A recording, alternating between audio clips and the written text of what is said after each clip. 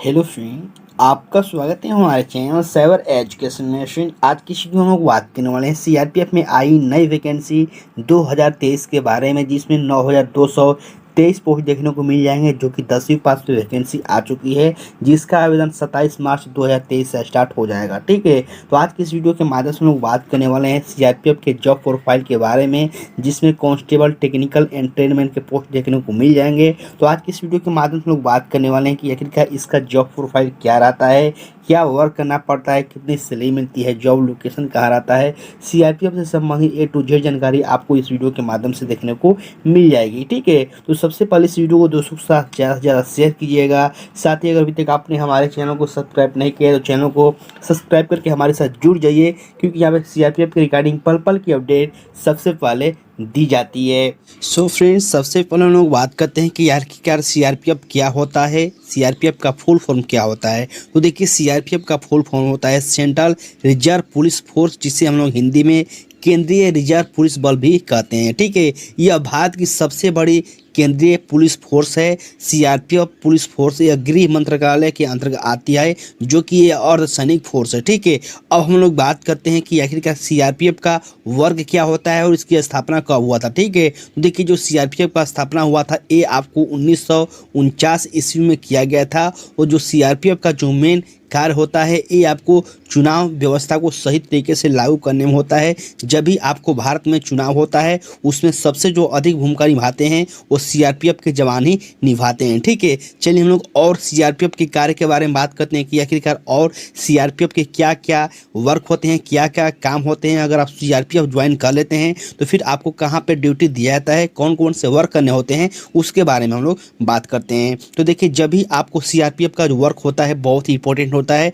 जैसे कि आतंकवाद, नक्सलवादी और उग्रवादी को रोकने में आपको सीआरपीएफ की बहुत ही अधिक भूमिका होती है। जिन इलाकों में आपको दंगे होते हैं वहाँ पे भी आपको सीआरपीएफ की व्यवस्था किया जाता है, सीआरपीएफ को बुलाया जाता है। साथ ही आपको जो चुनाव आयोग के द्वारा चुनाव लिया जाता है उसमें भी आपको सीआरपीएफ को जवान को बुलाया जाता है। ठीक है, साथ ही किसी अन्य देश के साथ अगर युद्ध हो जाता है तो बीएसएफ के यानी बॉर्डर सिक्योरिटी फोर्स के साथ, बीएसएफ के साथ आपको सीआरपीएफ के जवानों को ही बुलाया जाता है, ताकि अच्छे से युद्ध को रोका जा सके या फिर उसको कवर किया जा सकते हैं। ठीक है, साथ ही सीआरपीएफ का एक वर्क ये भी होता है, कोई भी आपको प्राकृतिक आपदा आती है तो सबसे पहले आपको सीआरपीएफ के जवान को ही बचाने के कार्य में जुड़ जाती है। तो सीआरपीएफ के बहुत सारे वर्क हैं, जो कि मैंने आपको 2 4 5 यहाँ पे वर्क बताएं। सीआरपीएफ बहुत ही अच्छे वर्क करती है, जो कि मैंने आपको बताया। अब हम बात करते हैं सीआरपीएफ ज्वाइन करने के लिए आपके पास क्या एज लिमिट होना चाहिए और कैसे आप इसमें ज्वाइन कर सकते हैं।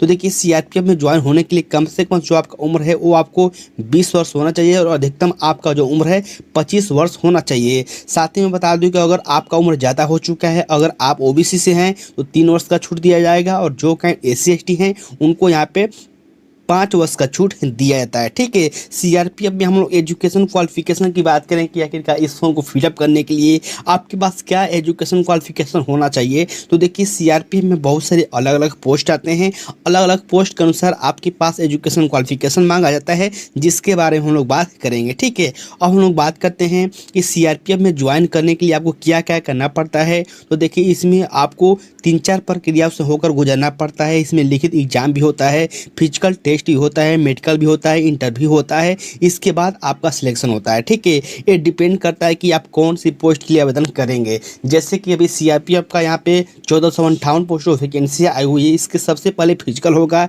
इसके बाद रिटेन होगा। ठीक है, इसी तरह से जब अलग अलग वैकेंसी आती है तो उस वैकेंसी पर डिपेंड करता है कि सबसे पहले आपका क्या लिया जाएगा। ठीक है, वही हम लोग बात करें इसके फिजिकल टेस्ट के बारे में, तो बहुत सारा यहाँ पे जो दौड़ होता है 100 मीटर का भी दौड़ होता है, बहुत सारा 1000 मीटर का भी दौड़ होता है। जैसे कि यहाँ पर देखिए मेंशन किया गया है कि जो आपका 100 मीटर का दौड़ है ये आपको 16 सेकेंड में पूरा करना होता है, और महिलाओं के लिए 18 सेकेंड में 100 मीटर का दौड़ है। ठीक है, तो ऐसे आप इसको समझ सकते हैं। चलिए मैं आपको इसकी सैलरी और इसके एजुकेशन क्वालिफिकेशन के बारे में बताता हूँ। उससे पहले यहाँ पर देखिए मेडिकल टेस्ट के बारे में मेंशन किया है कि मेडिकल पास होने के बाद आपको क्या करना होता है, इसमें ज्वाइनिंग दिया जाता है, और मेडिकल में आपको बहुत ही अच्छी तरीके से आपके सारे पार्ट को चेक किया जाता है, जो कि आप फिट हैं तभी आप इसमें भाग ले सकते हैं, अदरवाइज आप सीआरपीएफ में ज्वाइन नहीं कर सकते। सकते हैं। ठीक है, अब हम लोग बात करते हैं इसके सैलरी के बारे में और एजुकेशन क्वालिफिकेशन के बारे में।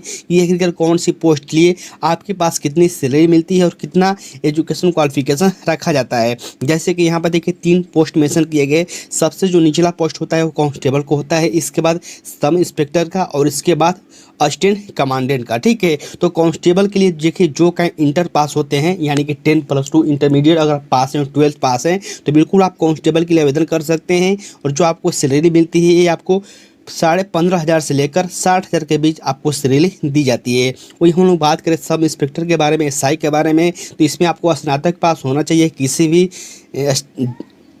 किसी भी स्ट्रीम के साथ। अगर आपने स्नातक पास कर रखा है तो बिल्कुल आप सब इंस्पेक्टर के लिए आवेदन कर सकते हैं। और जिसमें सैलरी मिलती है ये आपको 27,000 रुपये से लेकर 1 लाख तक आपको सैलरी मिलती है। और इससे भी ज़्यादा इंपॉर्टेंट एक पोस्ट और है असिस्टेंट कमांडेंट का, जो कि सबसे बड़ा पोस्ट है, जिसमें आपको सैलरी 46,000 से लेकर 1,17,000 तक आपको सैलरी दी जाती है, जो कि बहुत ही अच्छा खासा सैलरी दी जाती है। ठीक है, तो यहाँ पे देखिए बहुत ही अच्छा खासा सैलरी मिलती है। ये बात है कि आपको कौन सी पोस्ट में ज्वाइनिंग मिलती है, कौन सी पोस्ट लिए अप्लाई करते हैं, उसके अनुसार ये आपको देखना होगा। ठीक है, साथ ही आपको हेड कांस्टेबल का भी पोस्ट देखने को मिल जाता है, state commander, sub inspector constable, assistant sub inspector, तो बहुत सारा यहाँ पे अलग अलग पोस्ट आता है, जो कि आप अपने एजुकेशन क्वालिफिकेशन के अनुसार इसमें भाग ले सकते हैं। ठीक है, तो फ्रेंड ओवरऑल सीआरपीएफ की जो जॉब है बहुत ही अच्छा खासा जॉब है। आप अपने एजुकेशन क्वालिफिकेशन के अनुसार इसमें भाग ले सकते हैं।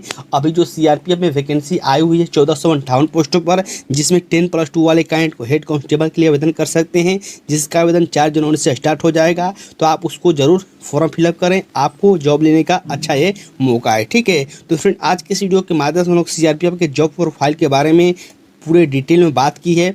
फिर भी आपको सीआरपीएफ संबंधित कोई भी क्वेश्चन होते हैं, कोई भी डाउट होते हैं, तो वीडियो के नीचे कमेंट करके आप पूछ लीजिएगा। ठीक है, तब तक के लिए बाय फ्रेंड, जय हिंद।